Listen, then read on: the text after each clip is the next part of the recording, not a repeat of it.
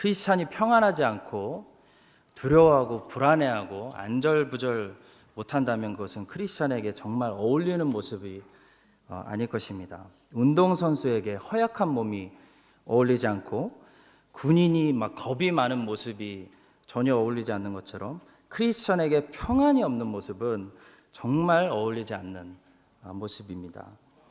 주님은 언제나 이 점을 강조하셨고 사도들도 언제나 이 하나님의 평강으로 서로 권면하고 평강을 빼앗기지 않도록 서로 위로하고 인사했다는 것을 알 수 있습니다. 우리 주님께서는 부활하신 후에 두려워서 떨고 있고 불안해하고 안절부절 못하고 있는 제자들이 있는 곳에 나타나실 때 사랑한다 얘들아 많이 보고 싶었니? 라고 말씀하시면서 나타나신 것이 아니죠. 우리 주님은 너희에게 평강이 있을지어다 라고 말씀하시면서 나타나셨습니다. 사도 바울의 거의 모든 서신서는 로마 제국의 엄청난 핍박 속에서 불안해하고 떨고 있고 두려워하고 있는 교회들을 늘 안심시키면서 그리스도의 평강이 너희에게 있을지어다 라는 축복과 함께 시작하고 마무리했습니다. 갈라디아서 5장 22절의 성령의 열매도 첫째로 사랑, 둘째로 기쁨, 셋째로 무엇이죠? 화평. 네. 너무 쉽죠? 네. 세 번째로 평화를 이야기하고 있습니다. 그만큼 크리스찬이 꼭 잃어버리지 말아야 할 것 중에 하나가 무엇일까요? 그 안에서 소멸될 줄 모르는, 빼앗길 줄 모르는 하나님의 평강인 것입니다. 오늘 본문 말씀 빌립보서 4장 7절의 말씀은 어떻게 하면 하나님의 평강이 그리스도 예수 안에서 우리의 마음과 생각을 지켜줄 수 있는지 가르쳐주고 있습니다. 반대로 얘기하면 우리가 무엇을 잘못할 때 이 하나님의 평강을 빼앗길 수 있는지 또한 거꾸로 알려주는 말씀이라고도 할 수 있습니다. 오늘 성도님들 이 말씀을 들으시면서 하나님의 평강이 그리스도 예수 안에서 성도님들의 마음과 생각을 다시 지켜주시고 채워지시는 은혜가 오늘 복된 주일이잖아요. 이 복된 주일에 우리 모두에게 일어나게 되기를 간절히 소망하고 축복합니다. 첫 번째로 4절의 말씀을 보시면 주 안에서 항상 기뻐하지 않을 때 우리는 평강을 빼앗기게 됩니다. 4절 말씀은 우리로 주 안에서 항상 기뻐하라 라고 명령하고 있습니다. 주 밖에서 항상 기뻐하라 라고 말씀하고 있지 않습니다. 왜냐하면 주 밖에서 항상 기뻐하는 것은 불가능하기 때문입니다. 세상의 환경은 우리로 하여금 항상 기뻐할 수 있는 환경을 제공해 주지 않습니다. 세상은 좀 참고 기다리고 열심히 살다 보면 정말 가끔 기뻐할 수 있는 환경만 제공해 줍니다. 따라서 예수님의 말씀처럼 항상 기뻐하려면 반드시 주 안에서 기쁨을 찾아야 합니다. 이것은 무슨 말씀입니까? 기쁨의 근원 자체를 바꿔야 된다는 것입니다. 내가 기쁨을 끌어내는, 기쁨을 빨아들이는 그 근원, 그 셈 자체를 바꿔야 된다는 것입니다. 날씨처럼 매일 변하는 세상의 환경에 나의 기쁨의 근원을 두는 것이 아니라 어제와 오늘과 내일이 영원토록 동일하신 주 안으로 내가 끌어들이는, 빨아들이는 기쁨의 샘을 뿌리 내려야 한다는 것입니다. 성도님들, 어떤 기쁨을 도대체 무엇으로부터 얻으려고 하고 계십니까? 어떨 때 기쁘십니까? 성도님들, 기쁨을 공급받는 근원이 어디서부터 옵니까? 세상 사람들은 이 기쁨의 근원지를 세상의 환경에 철저하게 뿌리내리고 있습니다. 그래서 그렇게 환경을 바꿔보려고 노력하는 거죠. 환경이 좋아지면 기쁨을 느끼고 환경이 나빠지면 슬픔을 느끼는 것이 세상 사람들이죠. 그러나 크리스천들은 기쁨의 근원을 환경에 두어서는 안 됩니다. 주 안에서 항상 기뻐하라 라는 하나님 말씀처럼 기쁨의 근원을 주 안에다 두는 사람들이 크리스천들입니다. 환경이란 것은요, 오늘 좋을 수도 있고 내일 나빠질 수도 있습니다. 오늘 나빴으니까 하나님께서 내일은 좋게 해주시겠지, 꼭 그렇지도 않습니다. 환경이라는 것은요, 내일 더 나빠질 수도 있고요, 계속 최악으로 나빠질 수도 있습니다. 성도님들, 크리스찬이라고 늘 좋은 환경이 크리스찬을 쫓아다니는 거 절대로 아닙니다. 크리스찬에게 나쁜 환경이 올 수도 있고요, 시간이 지날수록 그 환경이 더 악화될 수도 있습니다.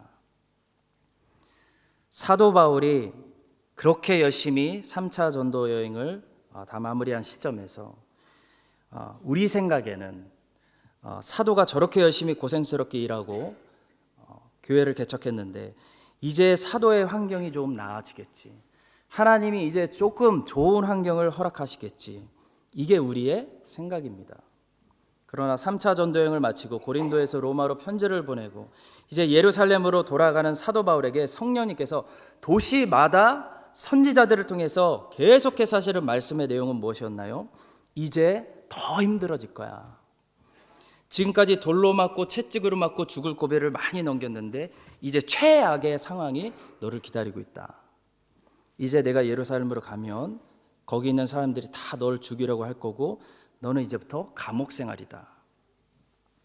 이게 그 고생을 마다하고 수고한 사도 바울에게 성령이 도시마다 선지자들을 통해서 주시는 말씀이었습니다. 성도 여러분, 우리의 기쁨의 근원을 우리가 환경에 뿌리내리고 있으면 우리의 기쁨은 늘 빨리 슬픔으로 변할 수밖에 없습니다. 우리의 기쁨의 근원을 그리스도 안에 뿌리내려야 합니다. 그래서 매일 어려운 환경을 우리가 맞이하게 된더라도 주 예수 그리스도 안에서 항상 기뻐할 수 있는 것입니다. 사도 바울은 정말 고생 많이 했습니다. 그렇기 때문에 3차 전도 여행 마치고 예루살렘으로 돌아가면 사람들이 그거 좀 알아주고 칭찬해 줘야 됩니다. 특별 3개월 홀리데이라도 하나님 좀 주셔야 되고요, 휴가도 좀 보내주시고 보너스도 주고 바울아 수고했으니까 이제 좀 쉬고 누려라고 해줘야 됩니다. 그런데 그렇게 수고하고 전도여행을 마친 사도 바울에게 어떤 환경을 주셨습니까? 예루살렘에서 예수님 십자가 못 박아 죽인 다음으로 제일 큰 소동이 일어났습니다. 사도 바울 꼭 죽여야 된다고 결사대가 조직되었습니다. 로마 천부장이 놀래가지고 겨우겨우 바울을 살려서 가이사라라는 도시로 일단 데려왔습니다. 피신시켰습니다. 그런데 거기서 사도 바울은 나쁜 총독들을 연거푸 만나게 되면서 공정한 재판을 받지 못하고 2년 동안 그냥 방치돼서 감금되어 있었습니다. 그리고 아주 고생스럽게 그 추운 유럽 겨울에 죄인의 신분이 돼서 로마로 압송되어지는 과정 속에서 배가 난파되기도 하고요, 하필 그 섬에서 불을 쬐고 있는데 하필 독사가 사도 바울의 손을 물기도 했습니다. 그렇게 사도 바울은 겨우겨우 망신창이가 되어 로마에 도착합니다. 그런데 로마에서도 사도 바울의 주된 생활은 무엇이었나요? 감옥이었습니다. 거기서 옥중서신을 기록합니다. 이 로마 감옥에서 바울이 지금 이 빌립보서 편지를 쓰면서 빌립보 교회에 있는 성도들에게 이렇게 고백하고 있는 것입니다. 난 너무너무 기쁘다. 왜냐하면 내 기쁨은 환경에 뿌리 내리고 있는 것이 아니라 내 날마다 나와 만나주시는 내 주 예수 그리스도 안에 뿌리 내리고 있기 때문이다. 너희들도 주 안에서 항상 기뻐하라. 내가 다시 말하노니 항상 기뻐하라. 여러분과 제가 살고 있는 환경이 매일 어떻게 될런지는 하나님만 아십니다. 하나님께서 좋은 환경을 주실 때도 있을 것이고 나쁜 환경을 주실 때도 있을 것입니다. 중요한 것은 성도님들, 환경이 아닙니다. 주 안에서 우리의 기쁨의 근원을 뿌리내릴 때 상황이 좋아지는 것이 아니라 앞으로 지금보다 계속 더 힘들어져도 무엇이요? 늘 하나님의 평강이 예수 그리스도 안에서 우리들의 생각과 마음을 지켜주시기를 예수님의 이름으로 간절히 축원드립니다.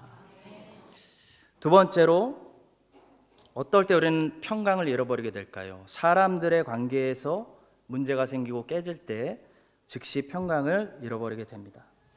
사람들하고 관계 속에서 평화가 깨지면 어떻게 되죠? 잠도 안 오고 아무리 맛있는 거 먹어도 맛없고 정말 세상이 지옥처럼 변합니다.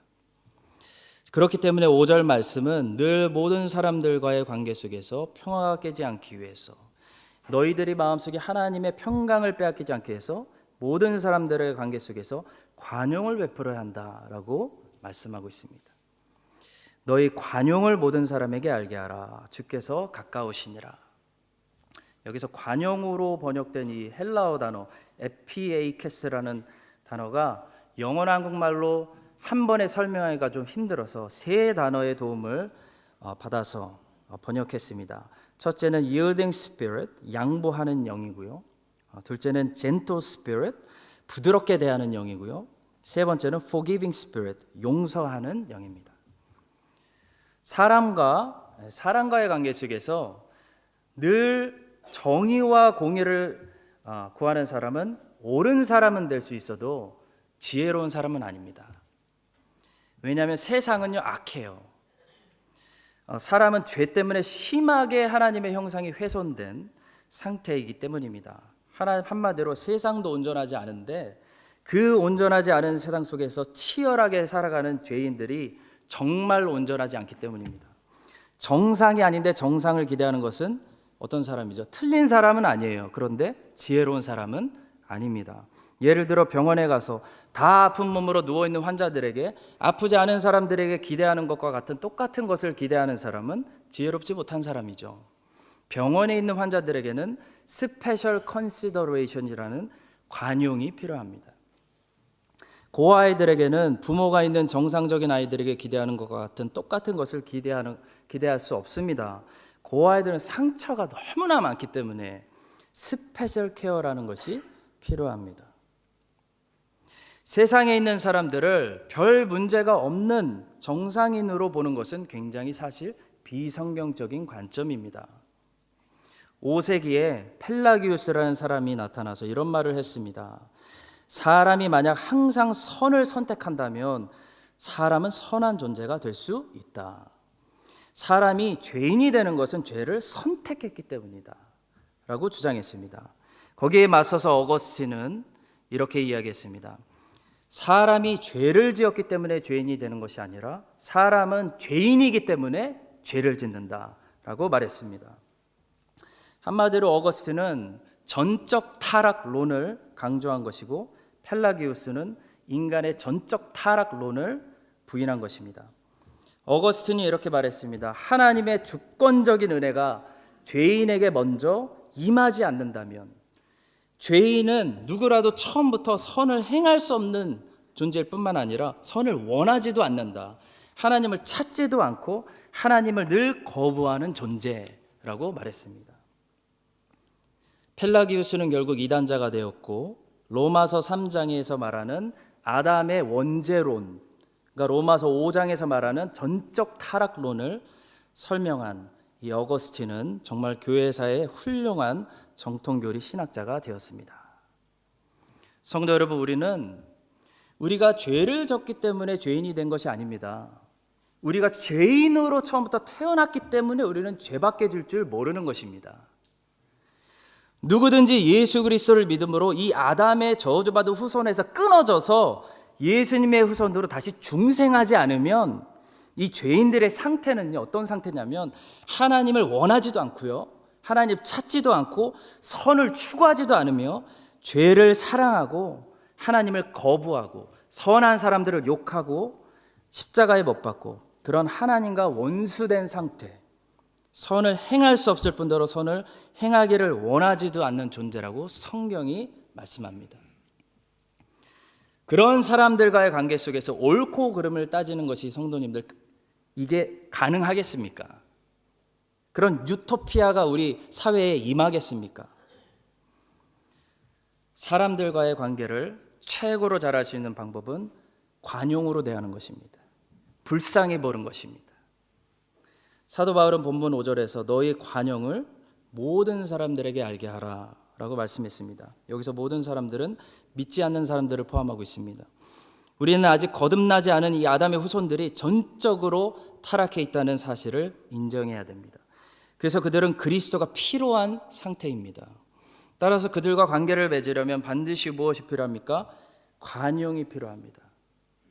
늘 환자를 돌보듯이, 늘 노약자와 고아와 과부를 돌보듯이 양보하는 영이 필요합니다.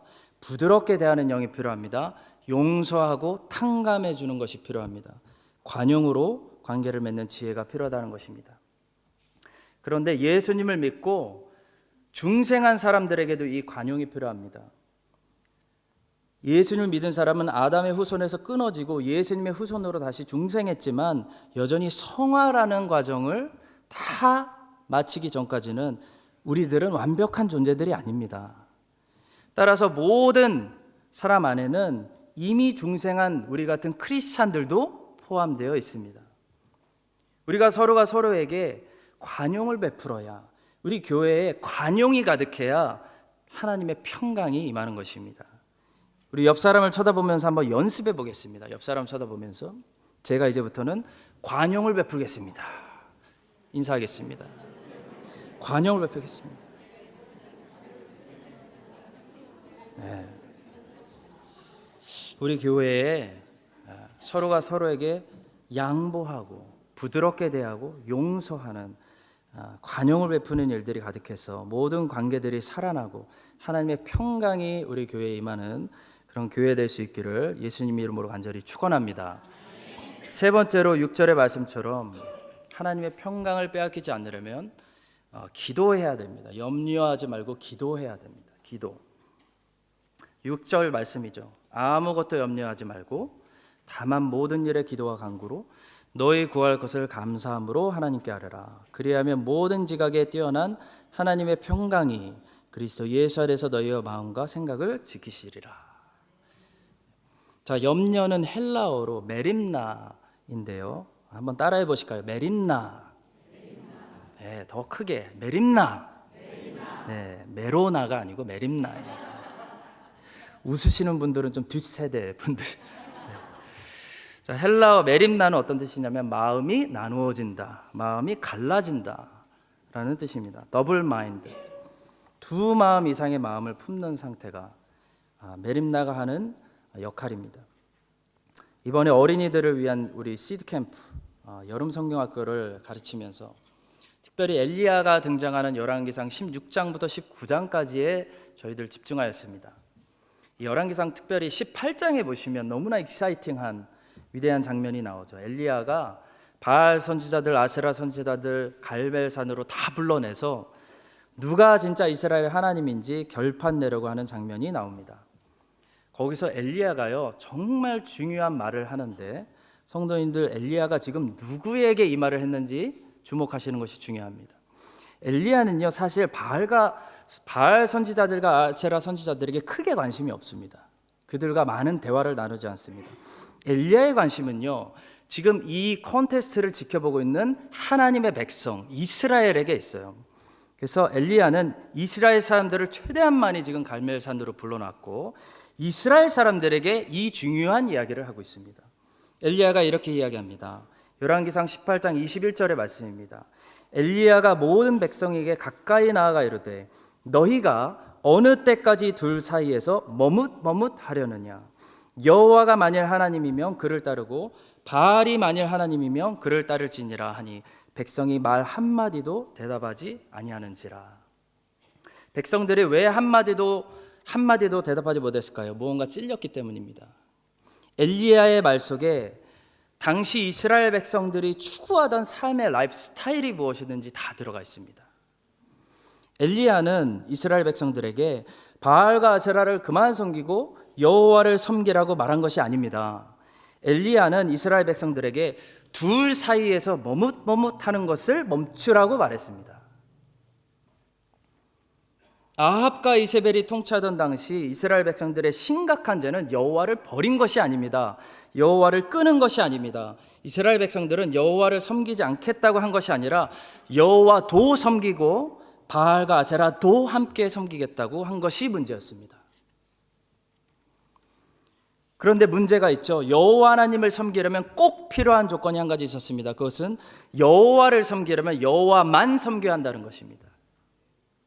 이번 시드 캠프 주제가 정확히 이것이었습니다. 여호와만 참 하나님이었습니다. 여호와도 좋은 하나님이 아니라 여호와만 참 하나님이라는 것입니다. 우리는 두 마음 이상의 마음을 품고 있을 때 하나님의 평강을 즉시 빼앗깁니다. 하나님이 나에게 하나님만이 아니라 하나님도가 될 때 우리는 하나님의 평강을 누릴 수 없게 됩니다. 이럴 때 성도가 빨리 해야 하는 것이 기도입니다. 기도하면 어떤 일이 일어나냐면 우리의 갈라져 있는 마음들이 하나로 다시 모아지게 되고 염려가 사라지게 됩니다. 그래서 기도하면 인생의 우선순위가 정리되고 기도하고 나면 무엇을 먼저 해야 하는지 무엇을 하지 말아야 하는지가 깨달아지고 무엇이 지금 더 중요하고 무엇이 더 가치 있는 일이고 무엇이 별로 중요하지 않은지 마음의 정리가 잘 되는 것입니다. 분열된 마음이 다시 하나로 모아지기 때문입니다. 기도하면서 우리의 마음을 자꾸 나눠지게 하는, 두 마음, 세 마음, 네 마음으로 나눠지게 하는 염려, 메림나가 사라지는 것입니다.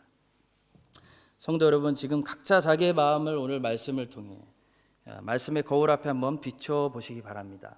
나는 몇 개의 마음을 지금 품고 있는가? 한 가지 이상의 마음을 가지고 있다면 그것은 뭘까요? 염려가 많다는 것입니다. 염려가 왜 많아졌을까요? 기도하지 않았기 때문입니다. 다시 기도하기 시작하면 마음에 염려가 사라지게 될 것입니다. 우리 안에 마음이 여러 개가 아니라 하나가 될 때 우리는 비로소 여호와만 참 하나님이라고 고백할 수 있게 될 것입니다. 염려가 우리 안에 들어오지 못하게 하는 이 기도를 늘 쉬지 않고 하셔서 여호와도 참 좋으신 하나님이지가 아니라 여호와만 참 하나님이시다라고 고백할 수 있는 여러분과 저의 삶이 될 수 있기를 간절히 소망합니다. 마지막으로 짧게 빌립보서와는 상관없지만 이 구약으로 돌아가서요, 구약의 왕들의 역사를 통해 왜 하나님의 백성들이 늘 평안하지 못했는지, 왜 이스라엘은 그렇게 평강을 늘 빼앗기고 살았는지, 하나님의 백성인데도 그것을 좀 더 큰 차원에서 간단하게 말씀드리고 마치겠습니다. 이 앞에서 우리가 지금 살펴본 신약에서 살펴본 빌립보서 말씀이 하나님의 평강을 잃어버리지 않기 위한 각 개인을 향한 말씀, 또 각 교회들을 향한 어떤 겉면의 말씀이었다면 구약의 이스라엘의 역사는요, 이 왕들의 역사는요, 하나님의 나라, 하나님의 백성이라는 더 큰 공동체라는 차원에서 왜 하나님의 백성들이 평강을 잃어버리고 평안을 누리지 못하고 살 수밖에 없는지 그 이유를 아주 잘 교훈하고 있습니다. 이스라엘과 유다의 왕들의 이야기를 평가하고 있는 열왕기와 역대기를 보시면 마치 성경이 왕들을 크게 두 부류로 정리하고 있는 것처럼 보일 수가 있습니다. 하나님의 눈에 보시기에 선하게 살았던 왕들과 하나님의 눈에 보시기에 악하게 살았던 왕들, 이렇게 크게 두 부류로 왕들을 정리하고 있는 것은 아닌가라는 생각을 쉽게 해볼 수 있습니다. 그러나 조금 더 깊이 자세히 보시면요, 사실 우리는 이 42명의 왕들을 크게 세 부류로 정리할 수 있다는 사실을 발견하게 됩니다. 첫 번째는 하나님 눈에 보시기에 그냥 악하게 살았던 왕들입니다. 그리고 두 번째는 하나님 눈에 보시기에 선하게 살았던 왕들인데요, 이 하나님의 눈에 보시기에 선하게 살았던 왕들을 또 다시 두 부류로 나눌 수 있다는 사실을 발견하게 됩니다. 어떻게 그들을 나눌 수 있을까요? 한 그룹은요, 자기의 신앙, 하나님과 자기의 개인적인 관계만 잘 지켜내는데 성공했던 왕들로 정리할 수 있고요, 또 한 그룹은요, 자기 신앙, 하나님과 자기의 개인적인 관계를 지켜냈을 뿐만 아니라 자기가 다스리던 이 하나님의 백성들을 또한 하나님과 좋은 관계를 가질 수 있도록 개혁운동을 일으켰던 왕들로 분류할 수 있습니다. 이 개혁운동을 일으켰던 왕들이 살았던 시대와요, 그냥 자기만 하나님 눈에 보시기에 선하게 살았던 아마샤 왕이나 요담 같은 왕들이 살았던 시대에는 분명하게 보여지는 한 가지 뚜렷한 차이점이 있습니다. 개혁운동을 일으켰던 아사, 여호사밧, 히스기야, 요시야 같은 왕들이 살았던 시대에는요, 뭐가 있었냐면 원수 나라들이 하나님의 백성들을 이기지 못했다는 걸 알 수 있어요. 국가적으로 하나님의 어떤 평강이 국가적인 차원으로 하나님의 백성들에게 내려와 있었다는 것을 알 수 있습니다. 혹시 원수들이 하나님의 백성들을 건드렸을 때도요, 하나님께서 그들 위해 언제나 싸우셔서 승리를 주시고요, 오랜 시간 동안 평안의 날들을 허락하세요. 바로 이 점이 종교개혁자들이 살았던 시대와 종교개혁자들이 살지 않았던 시대에서 분명하게 언제나 드러나는 뚜렷한 차이점입니다. 성도 여러분, 우리는 지금 하나님의 나라라는 공동체, 하나님의 국가라는 공동체적으로 봤을 때 우리 세대가, 이 땅의 교회들이 하나님의 평강을 누리고 있는 시대에 과연 살고 있을까요? 원수들이 교회를 함부로 욕하지 못하고 교회를 두려워하고 기독교가 부흥하고 기독교 국가들이 세상 사람들이 봤을 때도 너무나 뚜렷하게 부강하고 복을 받고 하나님의 영광을 드러내며 하나님의 킹덤 문화를 이 땅에 만드는 그런 시대를 우리가 살고 있습니까? 참 안타까운 사실이지만 우리는 우리가 구약으로 하면요, 다윗 왕의 시대나 솔로몬 왕의 시대나 요시야 왕의 시대에 살지 않고 있다는 사실을 별로 노력하지 않아도요, 너무나 분명하게 인정할 수밖에 없게 됩니다. 아니, 우리는 오히려 아합과 이세벨이 살았던 시대와 더 가까운 시대에 살고 있지 않나 생각해 보게 됩니다. 아합과 이세벨이 다스리고 있기 때문에 우리 아이들이 엘리야처럼 일어날 수 있도록 하나님께서 이번 시드 캠프를 준비해 주신 것이 아닌가 저는 묵상하게 됩니다. 사랑하는 성도 여러분, 오늘 빌립보서 말씀은 우리 각 개인에게 말씀하시고 또 그 당시 빌립보 교회에게 주셨던 말씀을 통해 오늘 우리 크라이스트 찬인 장로교회에게 하신 말씀입니다. 이 빌립보서 말씀대로 만약 우리가 순종하고 실천하고 살아간다면 하나님께서 이 요동치는 세상 가운데서도 여러분과 저에게 평안을 주시고 우리 교회에게 평강의 복을 주실 줄로 저는 믿습니다. 그러나 우리가 우리 개인의 신앙만 잘해서는요, 이 세대에 이 땅 가운데 이 뉴질랜드에 악이 패배하고 하나님 나라가 부흥되게 하는 것을 절대로 볼 수가 없습니다.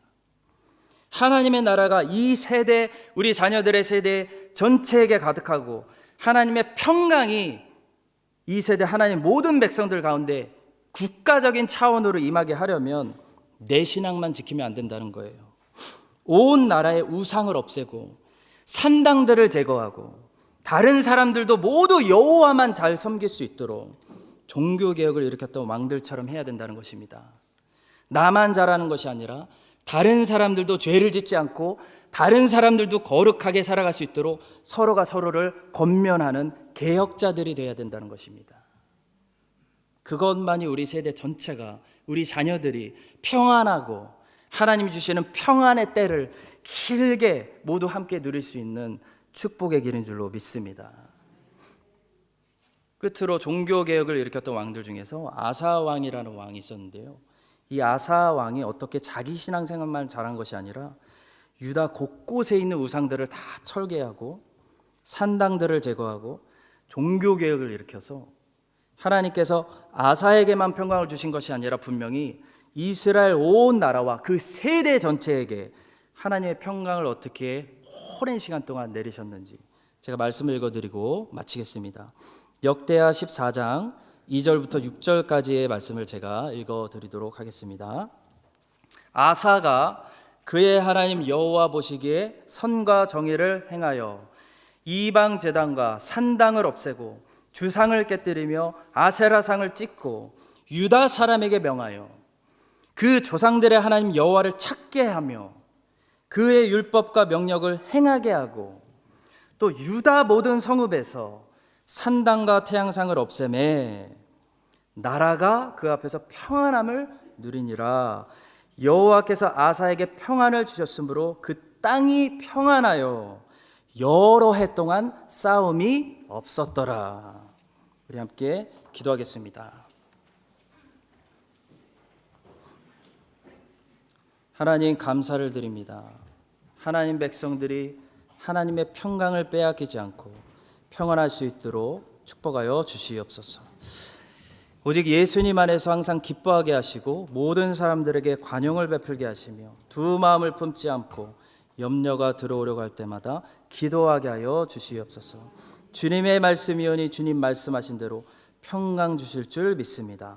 구하 없기는 나만 평안하고 우리 교회만 평안한 것이 아니라 우리 모두 남들을 권면하고 다른 사람들도 산당을 찢고 하나님께 돌아오게 할 수 있는 개혁자들이 되게 하여 주시옵소서. 그래서 우리 세대가 다시 한번 하나님만 섬길 때 하나님께서 우리 세대 기독교를 다시 강하게 하여 주시고 평안하게 하시고 정말 빛과 소금이 되게 하시며 두려움의 대상이 되게 하여 주시고 하나님의 영광을 드러내게 하는 그런 위대한 복이 우리 모두에게 임할 수 있도록 주님 우리의 마음을 아사왕의 마음처럼 뜨겁게 하여 주시옵소서.